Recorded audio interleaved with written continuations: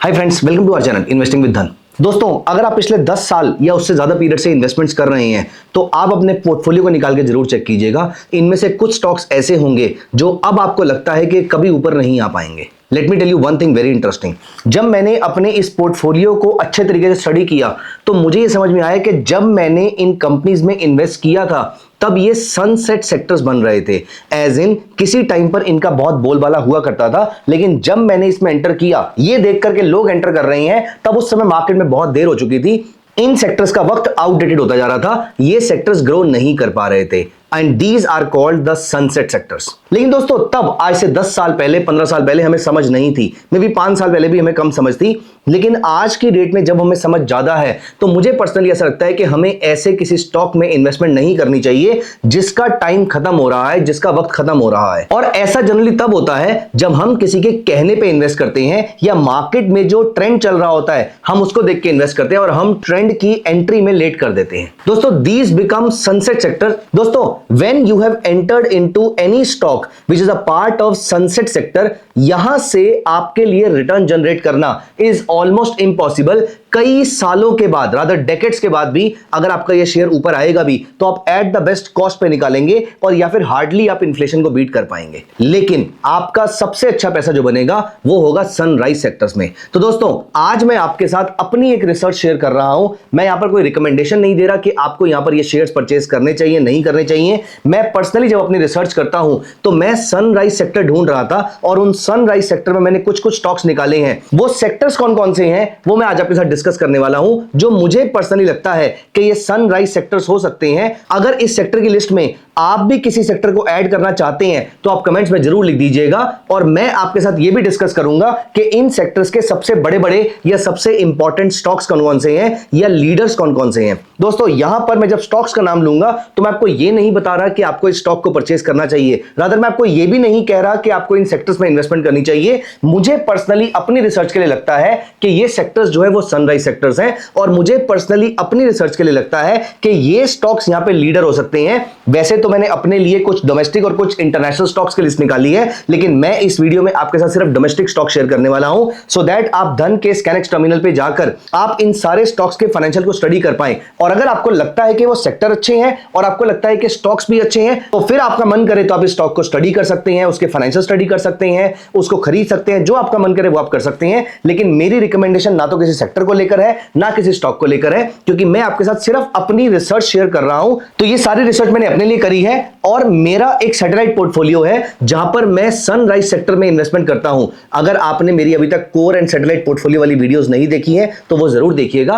वहां पर आपको इंफॉर्मेशन मिलेगी कि कोर पोर्टफोलियो और सैटेलाइट पोर्टफोलियो में क्या डिफरेंस होता है। तो one of my satellite portfolio is based on sunrise sector. वहां पर मैं थोड़ी थोड़ी इन्वेस्टमेंट करता रहता हूं जब कभी मुझे अपॉर्चुनिटी मिलती है। तो उस पोर्टफोलियो वाले कुछ सेक्टर्स जो हैं वो आज मैं आपके साथ शेयर कर रहा हूं। दोस्तों, पहला सेक्टर जो मुझे लगता है कि सनराइज सेक्टर है, उसको मैं कोई out of the world sector नहीं मानता, लेकिन ये सेक्टर तो पहले से चल रहा है, लेकिन नई टेक्नोलॉजी के चलते इसकी कंपनीज को बहुत बेनिफिट हो सकता है। दोस्तों, अगर आप टेलीकॉम सेक्टर को देखें तो अभी तक वो हार्डवेयर बेस्ड था। जब तक जियो ने उसमें एंटर नहीं किया था तब तक वो हार्डवेयर बेस्ड था, रादर ये ऑपोजिट स्टेटमेंट है। जब तक वो हार्डवेयर बेस्ड था तब तक रिलायंस ने उसमें एंटर नहीं किया था। रिलायंस ने तब एंटर किया है जब ये पूरा सॉफ्टवेयर बेस्ड हो चुका है। दोस्तों, मैं बात कर रहा हूं एक सनराइज सेक्टर जिसका नाम है 5G नेटवर्क। कोई एग्जॉटिक सेक्टर नहीं है, लेकिन 5G is going to change the world, is going to change the telecom industry in India, क्योंकि यहां पर बहुत बड़े बड़े प्लेयर्स ही एंटर कर पाएंगे। अब जो बड़ी कंपनीज यहां पर एंटर कर चुकी हैं उनकी यहां पर काइंड ऑफ मोनोपोली हो जाएगी, क्योंकि अगर आपको याद होगा 2010, 11, 12 के आसपास कुछ बहुत छोटे छोटे प्लेयर्स जो थे वो टेलीकॉम इंडस्ट्री में एंटर किया था उन्होंने, चाहे वो MTS था, एयरसेल था, शाम टेलीकॉम था, यूनिनॉर था, टेलीनॉर था। ये सारी छोटी छोटी कंपनीज थी क्योंकि हार्डवेयर बेस्ड सिस्टम हुआ करता था और एंट्री बैरियर बहुत ज्यादा नहीं थे। लेकिन 5G नेटवर्क में एंट्री बैरियर बहुत बड़ा है क्योंकि इन्वेस्टमेंट बहुत ज्यादा करनी पड़ेगी, पूरे देश भर के अंदर आपको ऑप्टिकल फाइबर बिछानी पड़ेगी। इसीलिए 5G नेटवर्क में लिमिटेड नंबर ऑफ प्लेयर्स रह सकते हैं। तो इसमें पहला सबसे बड़ा प्लेयर जो मुझे दिखता है वो है रिलायंस इंडस्ट्रीज। दूसरा प्लेयर जो मुझे यहां पर दिखता है वो है भारती एयरटेल और तीसरा जो मुझे दिखता है वो है टाटा कम्युनिकेशन। यहां पर मैं आपको एग्जांपल दिखाता हूं। यहां पर आप कुछ मत कीजिए, सिर्फ यहां पर टाइप कीजिए रिलायंस 5G। और यहां पर आप न्यूज पे चले जाइए, आप देखेंगे ऑलमोस्ट हर 2 दिन के अंदर रिलायंस की 5G को लेकर कोई न्यूज आ रही है। वो चाहे 5G को लेकर पॉजिटिव न्यूज हो, नेगेटिव न्यूज हो, उसके लिए प्रॉफिटेबल हो, लॉस मेकिंग हो, उससे फर्क नहीं पड़ता है। इसका मतलब यह कि 5G पे रिलायंस लगातार एफर्ट करता जा रहा है। यहां पर अगर आप रिलायंस की जगह भारती एयरटेल भी टाइप कर देते हैं तो भी आप नोटिस करेंगे कि आपको लगातार यहां पर नई नई डील्स देखने को मिल रही है। Bharti Airtel and Ericsson boost India's 5G connectivity and so on and so fourth.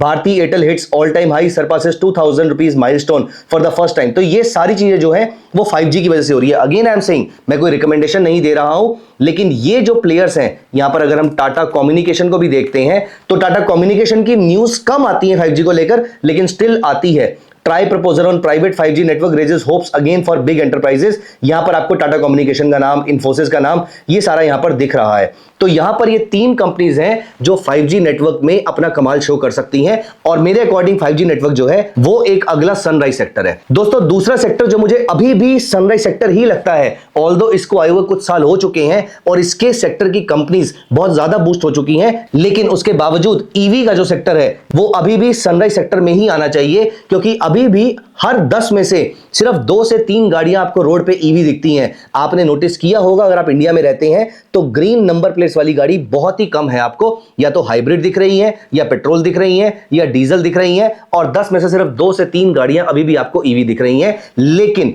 आज से 30 से 40 साल के बाद, या आज से 20 साल के बाद भी जब ऑयल बहुत ही कम रह जाएगा और ईवी की तरफ पूरा फोकस जाने वाला है, तो यहां पर मेरा पर्सनली ऐसा मानना है कि 10 में से कम 7 गाड़ियां आपको ईवी की दिखनी चाहिए। इसका मतलब अभी भी यहां पर स्कोप बहुत ज्यादा है। और ईवी की सबसे बड़ी कंपनीज कौन सी है जिनको यहां पर फायदा हो सकता है, वो है टाटा मोटर्स। और यहां पर मैंने गूगल पे टाइप किया टाटा मोटर्स ईवी और मैं न्यूज पे जाता हूं तो यहां पर भी आप नोटिस कर रहे हैं कि आपको रोज रादर दिन में 4 न्यूज आपको टाटा मोटर्स की ईवी की देखने को मिल रही है। अगर आप यहां पे स्कैनेक्स में जाएंगे तो न्यूज सेक्शन में आपको रोज कोई ना कोई ईवी की न्यूज डेफिनेटली देखने को मिलेगी। तो यहां पे टाटा मोटर्स की ईवी को लेकर न्यूज ऑलमोस्ट डेली आती है। अपार्ट फ्रॉम दिस अगर हम ओलेक्ट्रा की न्यूज देखें तो ओलेक्ट्रा की भी ईवी को लेकर ऑलमोस्ट रोज न्यूज आती है। यहां पर नोटिस कीजिए EV maker Olectra Greentech Q4 PAT is up by 39%। और ये सारी न्यूज जहां पर आप नोटिस करेंगे कि पार्ट्स शॉर्टेज स्लोज ई बस प्रोडक्शन। देखिए न्यूज पॉजिटिव है नेगेटिव है उससे फर्क नहीं पड़ता है, इंपॉर्टेंट पॉइंट ये है कि कंपनी का पूरा फोकस ईवी की तरफ ही है। और यहां पर एक और कंपनी जो आप ईवी के सेक्टर में कंसीडर कर सकते हैं वो है एक्साइड इंडस्ट्रीज। तो यहां पर एक्साइड को अगर हम देखें तो यहां पर भी आपको रोज एक्साइड को लेकर कोई न्यूज देखने को मिल जाएंगी। ऑलमोस्ट हर 2 दिन के अंदर आपको एक्साइड को लेकर एक न्यूज देखने को मिलेगी। तो दोस्तों पहला सेक्टर था 5G नेटवर्क का, दूसरा सेक्टर था आपका ईवी का। दोस्तों तीसरा सेक्टर जिसको लेकर मुझे एक पैसे का भी डाउट नहीं है वो है आर्टिफिशियल इंटेलिजेंस। आर्टिफिशियल इंटेलिजेंस जैसा आज है वैसा ही 10 साल के बाद रहेगा, ये मेरा मन मानने को तैयार नहीं है। There will be a lot of changes that are going to happen in AI sector. Exactly इस तरीके से एआई परफॉर्म नहीं करेगा। एआई की इंडस्ट्री भी कंसोलिडेट करेगी, ऊपर जाएगी नीचे जाएगी, लेकिन AI is certainly going to take over a lot of things around us. Again मैं ये नहीं मानने को तैयार होता कि इसकी वजह से अनएम्प्लॉयमेंट रेट बढ़ जाएगा। मेरा व्यू थोड़ा सा अलग हो सकता है। मैं ये नहीं मानता कि एआई की वजह से अनएम्प्लॉयमेंट रेट बहुत ज्यादा बढ़ जाएगा। मुझे पर्सनली लगता है कि India and for that matter दुनिया के बाकी सारे लोग भी अपने आप को इस तरीके से इक्विप कर लेंगे कि एआई का वो सपोर्ट ले रहे होंगे तो ह्यूमंस एक कदम और आगे निकल जाएंगे और एआई ह्यूमंस जो आज काम कर रहे हैं वो वाला करना शुरू कर देगा। तो जो भी रिडंडेंट जॉब्स हैं वो आउटडेटेड हो सकती है, लेकिन एट द सेम टाइम वो सभी लोग जो आज रिडंडेंट जॉब में हैं वो कोई नई स्किल एक्वायर करके आगे अपने लिए पैसा कमाना शुरू कर देंगे। मुझे पर्सनली ऐसा लगता है। तो humans and the AI will be को एग्जिस्टिंग। एआई पूरे तरीके से ह्यूमंस को रिप्लेस करेगा, मेरा पर्सनली ऐसा मानना नहीं है। वैसे बाय द वे इस पे आपका क्या व्यू है ये आप मुझे कमेंट्स में जरूर बताइएगा। It's a very interesting debate these days. तो दोस्तों यहां पर अगर हम एआई की बात करें तो एक कंपनी जो मुझे लगता है जिसको लेकर एआई की न्यूज मुझे बार बार देखने को मिलती है वो है टाटा एलेक्सी। तो टाटा एलेक्सी के साथ अगर मैं एआई टाइप करता हूं तो आप यहां पर नोटिस कीजिए 1 वीक अगो 20th में ऑलमोस्ट हर 3-4-5 दिन के अंदर आपको आर्टिफिशियल इंटेलिजेंस की टाटा एलेक्सी के प्लेटफॉर्म पे न्यूज देखने को मिलेगी। नॉट जस्ट टाटा एलेक्सी, अगर आप यहां पर हैप्पीएस्ट माइंड्स को भी देखें तो हैप्पीएस्ट माइंड्स को अभी रिसेंटली एआई और एनालिटिक्स में एक अवार्ड भी मिला है। मुझे नहीं पता है कि उस अवार्ड्स की रेलेवेंस कितनी है, लेकिन मैं जब हैप्पीएस्ट माइंड्स की एनुअल रिपोर्ट पढ़ता हूं तो वहां पर बहुत बार एआई वर्ड यूज किया गया है और मैं उसको समझ भी पा रहा हूं क्योंकि मैं खुद भी साइंस बैकग्राउंड से हूं कि एआई में हैप्पीएस्ट माइंड्स कुछ बड़ा कर रही है। अब दोस्तों यहां पर वैसे तो बहुत सारी कंपनीज और भी हैं, लेकिन मैं पर्सनली इन कंपनीज को इसलिए ट्रैक कर रहा हूं क्योंकि मुझे उनके फाइनेंशियल्स बाकी सबसे रिलेटिवली बेटर लगते हैं। हां, मैंने कुछ कंपनीज के नाम ऐसे लिए हैं जिनके फाइनेंशियल्स की मैं अभी इंप्रूव होने की वेट कर रहा हूं, इसलिए मैंने बोला कि मैं कोई रिकमेंडेशन नहीं दे रहा यहां पर बाय और सेल करने के लिए। हो सकता है मैं इनमें अभी बाय करूं, हो सकता है फ्यूचर में बाय करूं, हो सकता है इनके फाइनेंशियल्स कभी इंप्रूव ही ना हो तो मैं करूं ही ना, क्योंकि financials is also a very very important parameter for me and also the management quality is very important. लेकिन यहां पर सनराइज सेक्टर में इन कंपनीज को ध्यान में जरूर रखना है सो दैट जब ये परफॉर्म करना शुरू करेंगे, जब इनके फाइनेंशियल्स इंप्रूव करना स्टार्ट करेंगे तो हम यहां पर इनमें एंटर कर सकते हैं, या फिर किसी और भी कंपनी में आप एंटर कर सकते हैं। मैं यहां पर सिर्फ सेक्टर्स की बात कर रहा हूं। तो दोस्तों यहां पर जनरेटिव एआई हो या प्रेडिक्टिव एआई हो, उससे फर्क नहीं पड़ता है। एआई सेक्टर में कोई कंपनी अगर है तो आप उसके फाइनेंशियल्स को जरूर ट्रैक कीजिएगा। And last but not the least, renewable is one sector जो मुझे अगेन लगता है कि सनराइज सेक्टर है, क्योंकि आने वाले टाइम के अंदर जितने जागरूक आज की डेट में लोग हो रहे हैं, हम लोग रिन्यूएबल की तरफ ज्यादा जाएंगे compare to non renewable sources. तो यहां पर बोरोसिल को अगर हम यहां पर नोटिस करेंगे तो बोरोसिल रिन्यूएबल्स की बहुत सारी न्यूज आपको यहां पर देखने को मिलेंगी। तो मेरे रडार पे एक बोरोसिल रिन्यूएबल रहेगा। अपार्ट फ्रॉम दिस मेरे रडार पे यहां पर अडानी रिन्यूएबल्स यानी अडानी ग्रीन का शेयर मेरे सामने यहां पर रहेगा। ये दो कंपनीज के शेयर मेरे रडार पे रहेंगे। तो दोस्तों 5G network, electric vehicles, AI और रिन्यूएबल एनर्जी, ये चार सेक्टर्स ऐसे हैं। वैसे मैं इसमें एक और सेक्टर ऐड करने के बारे में सोच रहा हूं, लेकिन अभी तक मैं पूरी तरीके से उससे कन्विंस नहीं हो पाया हूं।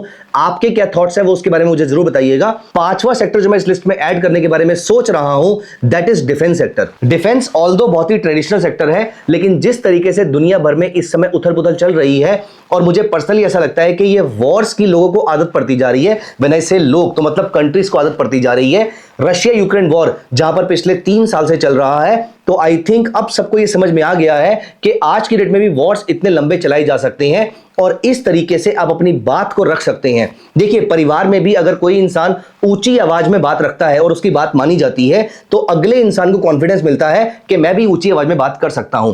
यही हमारी सोसाइटी में होता है और यही इस समय कंट्रीज में चल रहा है। तो जब रशिया ने ऊंची आवाज में बात करी और वहां पर नॉर्थ स्ट्रीम बंद कर दी है, तो सभी लोगों ने उसकी बात को सुना और वो वॉर को कंटिन्यूअसली, यूक्रेन भी वॉर को कंटिन्यूअसली 3 साल से खींच पा रहा है। आपने नोटिस किया होगा इजराइल ईरान की जो टेंशंस थी वो भी पिछले 1-2 साल से लगातार चलती जा रही है। मैं यहां पर इंडिया पाकिस्तान की टेंशंस को मैं यहां पर वॉर का नाम नहीं दूंगा, वो सिर्फ एक ऑपरेशन था एज पर इंडिया। तो इसीलिए जो 2 वॉर्स चल रहे हैं वो 2 लंबे टाइम से चल रहे हैं। तो मुझे पर्सनली ऐसा लगता है कि इसकी वजह से डिफेंस सेक्टर को एक्स्ट्रा ऑर्डिनरी प्रॉफिट हो सकता है, लेकिन अभी के लिए मैं उस पर रिसर्च कर रहा हूं तो मैं यहां पर कुछ नहीं बोलूंगा। आपका फीडबैक क्या है, आपके थॉट्स क्या है डिफेंस को लेकर, वो मुझे कमेंट्स में जरूर बताइएगा। और ये चारों सनराइज सेक्टर का नाम आप एक बार कमेंट्स में जरूर लिखिएगा। और आपके माइंड में इस सेक्टर में कोई और भी स्टॉक है क्या, कमेंट्स में जरूर बताइएगा। आपके जो भी थॉट्स हैं मैं डेफिनेटली सुनना चाहूंगा, और अगर आपको कोई स्टॉक इस सेक्टर में अच्छा लगता है तो वो मैं डेफिनेटली पढ़ना चाहूंगा। दोस्तों, at all points in time मैंने जिन भी सेक्टर्स और स्टॉक के बारे में बात करी है, आपको इनको परचेज नहीं करना है, आपको इनको सिर्फ स्टडी करना है। These were not recommendations at all, this was only for educational purposes. और डिफेंस सेक्टर के बारे में और चारों सेक्टर्स के बारे में कमेंट्स में जरूर लिखिएगा। और अगर आपके माइंड में कोई और भी स्टॉक आता है इन सेक्टर्स के अंदर तो वो तो मैं डेफिनेटली सुनना चाहूंगा। मिलते हैं दोस्तों अगली वीडियो में। बताइएगा मुझे आपको ये वीडियो कैसा लगा। Thank you so much, bye bye, take care. Investments in the securities market are subject to market risk. Read all the related documents carefully before investing.